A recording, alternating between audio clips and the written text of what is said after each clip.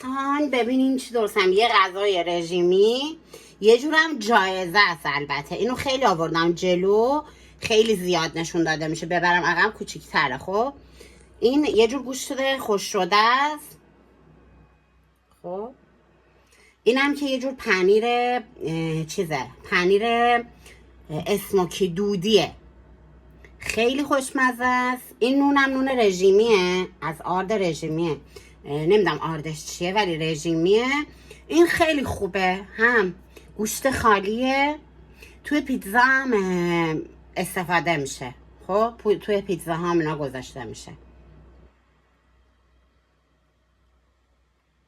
ولی خب خیلی خوشمزه است، خیلی سیر کننده است. حتی وقتی هم رژیم دارین این پر از پروتئین، کربوهیدرات هم داره. میتونین به خودتون جایزه بدین، میتونین به خودتون این یه لقمه پروتئینی پنیریه. خب پروتئینی خالصه که البته کربوهیدراتش هم سرشار از پروتئینه. میتونین اینو برای خودتون درست کنین، به خودتون جایزه بدین که از رژیمی که گرفتید خسته نشید. مثلا ماهی 2 بار میتونید اینو بخورید.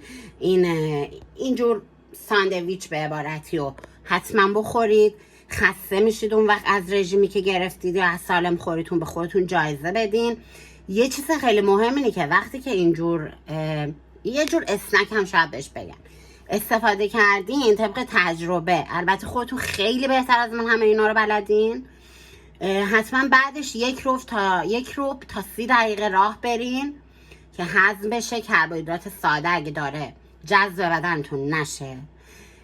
دوستتون دارم بچه ها، خوشحال میشم اگه بهتون میگم بچه ها رو حس صمیمیت، بی احترامی نباشه. عزیزای دلم، اگه از ویدیوهای من خوشتون میاد یا دوست دارین تجربیاتمو با شما به اشتراک بذارم، غذاهای رژیمی یا هر چیزی که حس خوب به من میده، یا بلاگ براتون درست کنم، خوشحال میشم. کانال منو سابسکرایب کنین، لایک بذارید، لایک کنین، کامنت بذارید، نظرهای قشنگتون رو بنویسین. با جون و دل بهتون پاسخ میدم. دوستتون دارم. بیتا.